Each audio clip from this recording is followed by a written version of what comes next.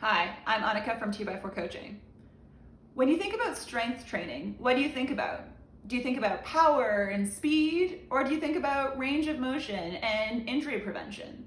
There's a lot of different things that come into play when we think about strength training for endurance athletes. A couple of goals of strength training could be 1. Injury reduction.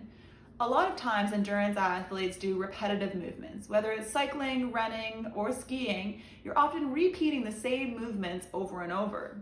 By tackling some injury prevention exercises in the gyms, you're going to stretch out some muscles that typically get tight. You're going to activate some muscles that typically go unactivated.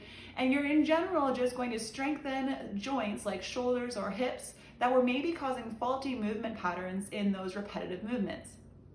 If there's one small imbalance, let's say at the knee or at the shoulder, and you repeat a movement that really triggers that imbalance, then you might find that over time it causes a repeated stress injury. So by doing some injury prevention work in the gym, you're basically strengthening up the joints that are typically high stress areas in those repetitive movements in your endurance sport. Another area of strength training that you might be able to focus on is mobility. Mobility is really important when it comes to posture, but also technique execution. This really plays out a lot in cross-country skiers, for example, who have really tight shoulder muscles and might find themselves having a little bit more of a rounded posture.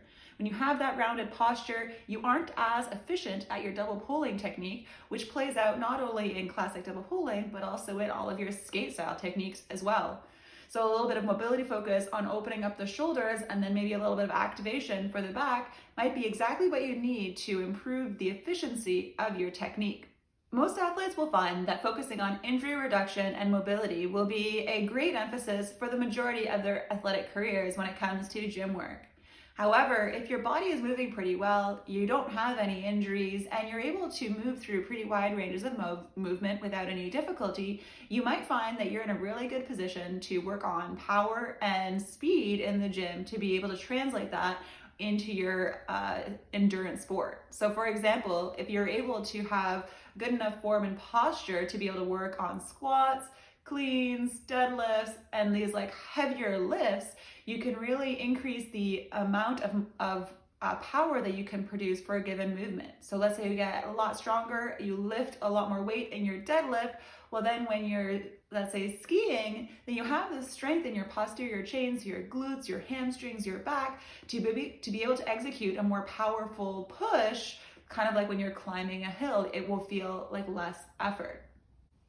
Finally, for speed, you can work on this in the gym as well with some powerful movements, whether it's jumps, plyometrics, or anything that just has you moving quickly in the gym. That can really apply to your sport as well for those moments when you need to be really snappy or powerful or quick, whether it's a couple of punchy strides over the top of a hill or just being able to have a really strong start or finishing sprint. If strength training is something that you'd like a little bit more guidance on as an endurance athlete, whether to focus on mobility and injury prevention, or whether you're ready to go ahead and focus on power and speed, the 2x4 Virtual Training Squad, which launches in January, has a really big strength training component. Not only do we provide 3 different levels of follow-along videos for you to have each month, we also have an online platform where you can post videos of your strength training routine, and you can get feedback from coaches on whether or not you're moving through these exercises correctly.